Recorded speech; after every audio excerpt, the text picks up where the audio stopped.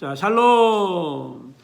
시냇가에 심은 나무 묵상 11월 28일 오늘 우리에게 주시는 하나님의 말씀은 오바댜 1장 1절부터 9절까지의 말씀입니다. 자, 오늘부터 3일 동안 오바댜 말씀을 묵상하게 됩니다. 자, 오바댜는 구약 성경 중에 가장 짧은 성경입니다. 21절로 구성되어 있는데요. 자, 오늘 이 한 권의 책을 읽으면 한 권 책 읽는 거예요. 여러분 꼭 그런 은혜를 받으시기 바랍니다.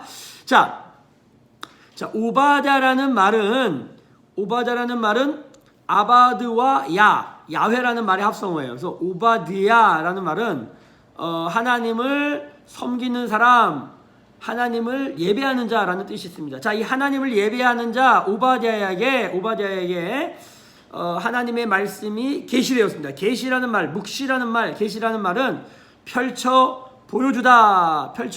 자, 그러니까 오바댜가 막 열심히 공부해서 노력해서 깨달은 게 아니에요. 하나님이 보여주신 거예요. 하나님이 이렇게 펼쳐 보여주신 거예요. 자, 그 말씀이 무엇이냐? 바로 에돔에 대한 이야기입니다. 에돔.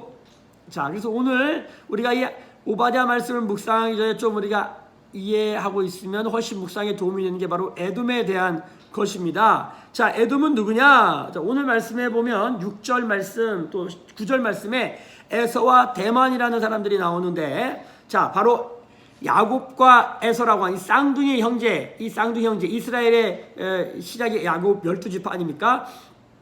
그 쌍둥이 형이었던 에서의 후예들, 그들을 에돔 족속이라고 그러는 거예요. 자, 그리고 이 대만이라는 사람은 에서의 손자예요. 다 에돔 족속을 말하는 것이죠. 자, 이 에돔 족속, 이 에돔 족속 한마디로 말하면 이스라엘에게 있어서 가깝고도 아주 먼 나라. 자, 우리 대한민국, 우리나라로 말하면 일본과 같은 느낌이에요. 자, 이 가깝고도 먼 나라 에돔, 이 에돔이요, 이스라엘에게 있어서 참 악연입니다.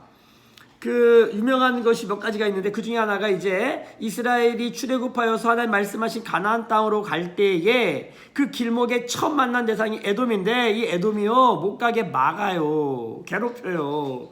자, 그리고 이스라엘이 나중에 북이스라엘이 아수르에게 멸망당하고 남유다가 바벨론에게 멸망당할 때에 그때 그 두 제국의 앞잡이 노릇한 게 누구냐? 에돔이에요. 에돔이 길 열어주고 또 거기 붙어가지고 북이스라엘과 유다를 망하는데 결정적인 역할을 하는 거예요. 야, 마치 일본이 우리나라 남북전쟁할 때에 그 경제적으로 일어나고 아주 그 얄미운 짓을 많이 했죠.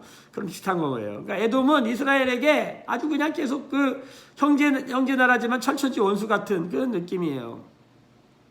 자, 이 에돔에 대해서 이제 오바댜가 받은 계시의 말씀이 선포되고 있는데 내용이 간단합니다. 에돔 멸망할 거라는 거예요. 왜요? 두 가지, 오늘 말씀에 보면 두 가지 이유 때문에 멸망합니다. 첫 번째는 교만하다는 거예요. 자, 여기 보면은 2절 말씀 보면, 3절 말씀에 보면 높은 곳, 교만이라는 단어가 나오죠. 실제로 에돔은 그 땅이 굉장히 높은 산지, 험한 산지입니다. 그래서 살기는 어렵지만 천의 요새같이 돼 있어요. 그래서 뭐 올라갈 생각도 아니고 쳐 부실 수도 없는 그런 곳이었다는 거예요. 에돔 사람들도 그렇게 생각했고, 근데 너희들 그 교만 때문에 너희들 망한다 이렇게 말하고 있는 것이고요. 하나님이 너희를 끌어내리겠다 이렇게 말씀하시는 거고, 또 하나는 뭐냐면 지혜가 없다는 거예요.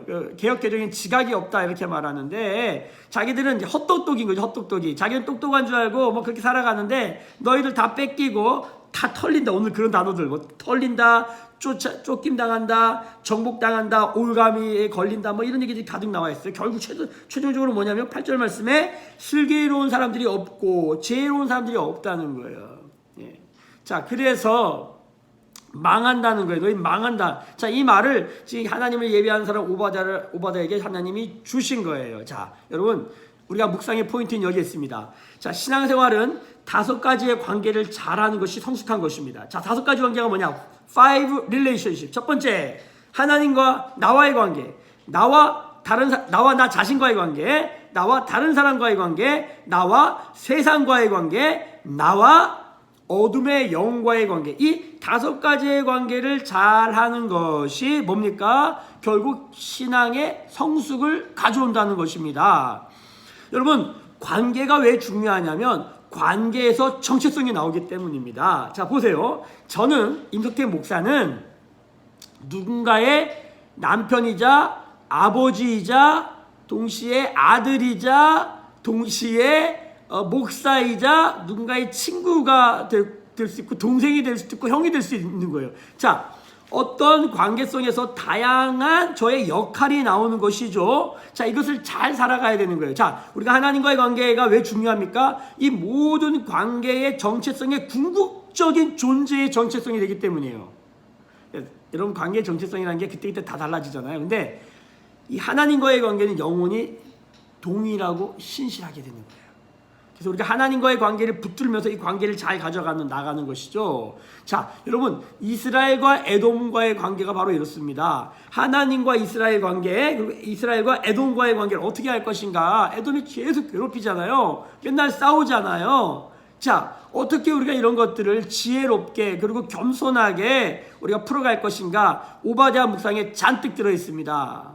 자, 혹시 나의 교만으로 나의 지혜 없음으로 관계에 문제가 생겼습니까? 여러분, 관계를 어떻게 슬기롭게 풀어나갈 것인가? 관계를 어떻게 겸손하게 풀어나갈 것인가? 에돔이라는 반면교사를 통하여서 우리 가운데 깊은 묵상의 시간이 되시기를 예수 그리스도 이름으로 축복합니다. 자, 금요 철학 때, 금요 기도회 때, 그리고 주일 말씀에 제가 이 이야기를 좀 더 깊이 있게 다루면서 이 오바댜 말씀을 통해서 주신 하나님 은혜를 좀 더 정리하기를 바라요. 자, 여러분, 중요한 흐름이 있습니다. 자, 우리가 지금 로마서 말씀 이후에 룻기를 통하여 나오미, 그 다음에 뭡니까? 룻, 그 다음에 보아스라고 하는 세 사람이 어떤 관계성 안에서 은혜로운 삶을 살아서 은혜롭지 않은 세상에서 살아가는가. 자, 요 포인트 있죠. 자, 하나님과 요나서에서 하나님과 요나와 니느웨와 하나님, 이 관계성을 보면서 어떤 우리의 마음의 민낯 다 드러나고 있잖아요. 자, 우리는 어떤 사람들이 왜 우리는 이렇게 화가 나 있는가, 이런 거 지금 묵상한 거예요. 자, 그리고 오바댜가 왔어요.